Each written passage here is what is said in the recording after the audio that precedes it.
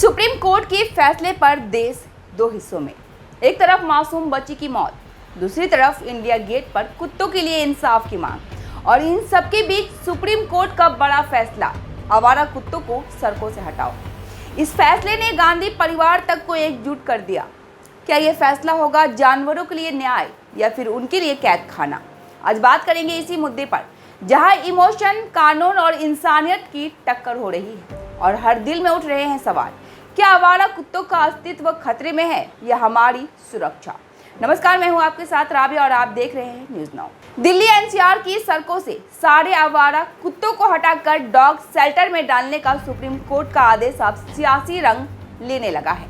आदेश के पीछे वजह थी 6 साल की बच्ची की रेबीज से हुई दर्दनाक मौत। अदालत ने कहा अब इन जानवरों को सड़कों से हटाया जाए।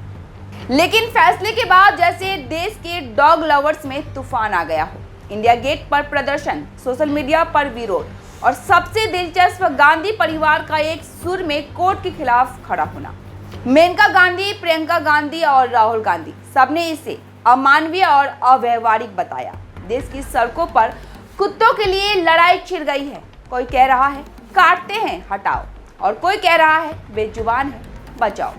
और ये बहस अब राजनीति का बेस्ट फ्रेंड बन गई। कहने का मतलब है सुप्रीम कोर्ट का आदेश अब सियासी रंग लेने लगा है। सुप्रीम कोर्ट ने आदेश दे दिया, दिल्ली एनसीआर की सड़कों से सभी आवारा कुत्ते हटाओ और 8 हफ्ते में डॉग शेल्टर में डालो। क्यों? क्योंकि 6 साल की बच्ची की रेबीज से मौत हो गई। कोर्ट के मुताबिक ये जानवर अब जानलेवा हो चुके हैं। लेकिन फैसले के बाद डॉग लवर्स बौखला गए। इंडिया गेट पर तख्तियां, नारे, प्रदर्शन, गिरफ्तारी। लोगों का सवाल है कि इतने कुत्तों को रखोगे कहाँ, और अगर रख भी लिया तो देखभाल कैसे होगी? तो वही इस फैसले के बाद सुप्रीम कोर्ट के खिलाफ एक ही सुर में है गांधी परिवार। मेनका गांधी, जो खुद बीजेपी की नेता रही है, बोली इतने कुत्तों को खिलाएगा कौन? सरकार। किस पैसे से? तो वही राहुल गांधी ने कहा है कि ये फैसला मानवीय और वैज्ञानिक नीति से पीछे ले जाता है। और प्रियंका गांधी ने चेतावनी दी, इस फैसले से अमानवीयता बढ़ेगी, कुत्तों के लिए शेल्टर है ही नहीं। साफ है, कुत्ता अब सिर्फ पालतू नहीं रहा, मुद्दा बन गया है। लेकिन रुकिए, विरोध से पहले थोड़ा सच भी सुन लीजिए।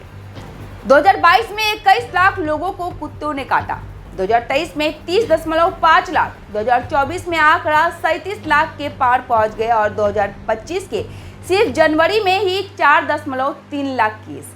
2023 में रेबीज से 50 मौतें, 2024 में 54 मौतें और WHO कहता है कि दुनिया की 36% रेबीज डेथ अकेले भारत में होती है। तो क्या डर वाजिब नहीं है?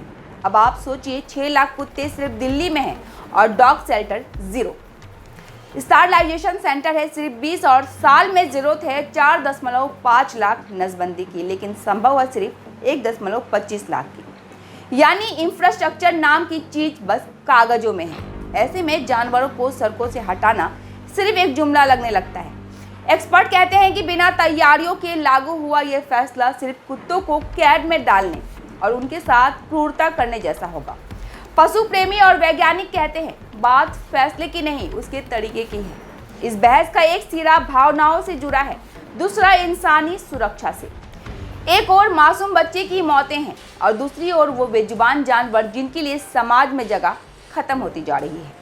IIT गुवाहाटी के रिसर्च फेलो हरीश तिवारी कहते हैं फैसला सही हो सकता है, पर इसे लागू करने का तरीका वैज्ञानिक और मानवीय होना चाहिए। ध्रुवीकरण नहीं, समाधान चाहिए। तो सवाल यह है कि क्या इंसान की सुरक्षा के नाम पर इन बेजुबानों की दुनिया छीन ली जाए, या फिर एक ऐसा रास्ता खोजा जाए जहां इंसान भी महफूज रहे और जानवर भी इज्जत से जी सके। कुत्तों से डरते हैं तो हटाइए नहीं, समझिए कि वह सड़क पर क्यों है। फैसला सुप्रीम कोर्ट ने दे दिया है। अब देखना यह है कि सरकार इसे इंसानियत के साथ कैसे लागू करती है। लड़ाई अभी खत्म नहीं हुई। बने रहिए हमारे साथ, क्योंकि कहानी अभी बाकी है। फिलहाल के लिए इतना ही। अब दीजिए मुझे इजाजत। धन्यवाद।